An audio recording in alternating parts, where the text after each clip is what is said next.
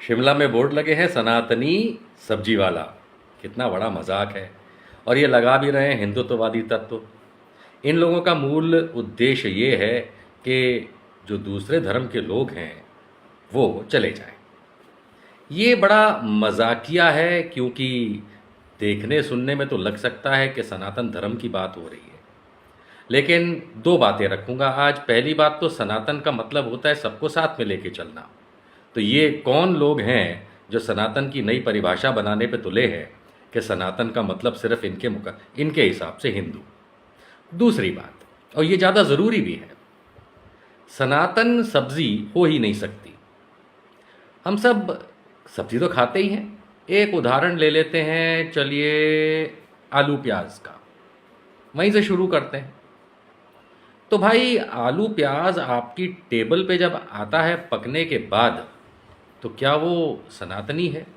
या चलिए उससे एक कदम पहले ही चले जाते हैं, ये सनातन सब्जी वाले पे।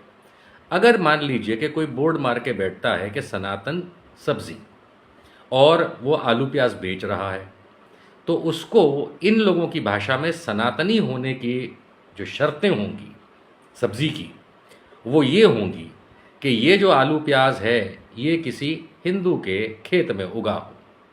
स्वाभाविक है, किसी अन्य धर्म के अगर खेत में उगा है तो इन लोगों के हिसाब से तो वो सनातनी नहीं हुआ। चलिए मान भी लेते हैं कि किसी हिंदू के खेत में अगर आलू प्याज उगा है तो क्या वो सनातनी है? क्योंकि अगर इन्हीं लोगों की परिभाषा में सनातन का मतलब इन लोगों की परिभाषा में समझे तो हर कुछ जो हिंदू के हाथ से हुआ हो। तो जो आलू और प्याज उगाने के लिए बीज की आवश्यकता होती है, जिस किसी भी भाषा में जो भी कहा जाता हो, कहीं प्याज का बल्ब कहते हैं, कुछ कहते हैं, कहाँ से आया किसे पता?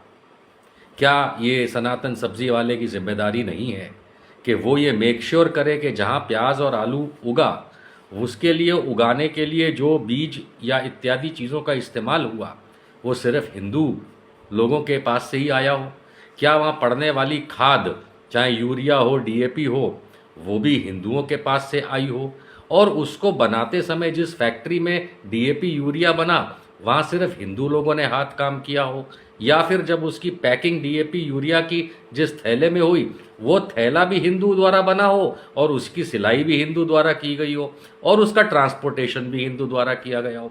और फिर ये भी बात निकल के आती है कि चलिए आलू प्याज उग गया तो उसको हिंदू फार्मर ने, किसान ने एक गाड़ी में डाल दिया। वो गाड़ी जो है वो भी हिंदू की होनी चाहिए। वो गाड़ी कभी भी किसी भी हालत में उसका कोई भी पार्ट गैर हिंदू के हाथ से बना हुआ नहीं होना चाहिए, चाहे वो टायर हो, चाहे वो सीट हो, चाहे वो उसकी बॉडी हो। और साथ ही साथ उसमें डलने वाला जो तेल होता है, डीजल, जिससे वो ट्रक चलेगा, वो भी हिंदू द्वारा उपजाया हुआ डीजल होना चाहिए, जो हिंदू के पेट्रोल पंप में आना चाहिए। और तभी जाकर के वो सनातनी ट्रक बनेगा।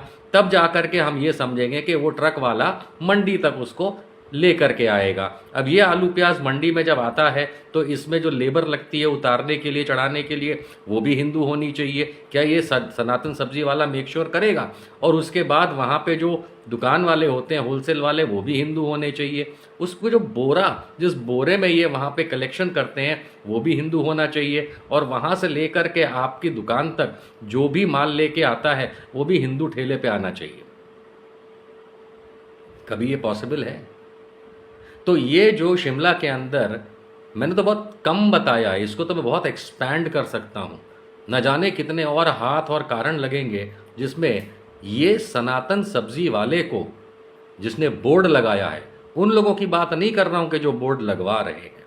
मैं तो अब ये कह रहा हूँ कि अगर भैया तुमने अपनी दुकान पे सनातन सब्जी लिखा है तो फिर इसका मतलब ये है कि यदि मुझे तुम्हारे आलू प्याज के पूरे ट्रैक के अंदर शुरू से लेकर अंत तक कहीं भी अगर मुसलमान, ईसाई, सिख या अन्य किसी का भी हाथ लगा हुआ उसमें मिल गया या उसका योगदान किसी प्रकार का मिल गया तो तुमको फ्रॉड और चीटिंग के नाम पे जेल भेजना पड़ेगा। ये मैं दुकानदारों को कह रहा हूँ। वो जो चिंटू बीजेपी वाले और विश्व हिंदू परिषद वाले और हिंदुत्ववादी, उनको तो छोड़ दीजिए, उनको तो कोई दिमाग है नहीं।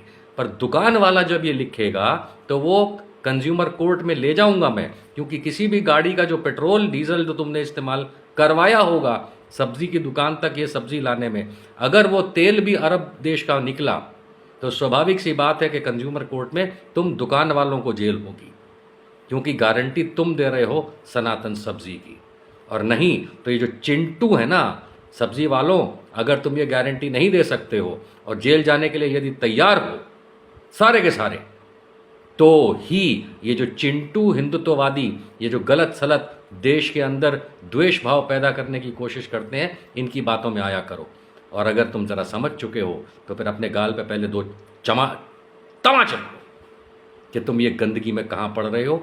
हमारा देश सबका देश है। और हाँ, अंत में फिर वही पहली वाली बात, सनातन का मतलब सबको साथ में लेके होना चलना ये होता है, ना कि ये भाजपा द्वारा सिखाया गया चिंटू का सिस्टम जिसके अंदर आप धर्म विशेष, जाति विशेष, वर्ग विशेष को अलग करके देखते हैं। एनीवेज, मैं शिमला आने वाला हूँ फिर, और सनातन सब्जी वालों, तुम्हें एक एक करके जेल में डाला अगर ये पूरे लाइनअप के अंदर एक जगह भी विधर्मी कोई व्यक्ति का हाथ लगा हुआ मिला या योगदान किसी भी प्रकार का मिला। नहीं, मजाक नहीं कर रहा हूँ।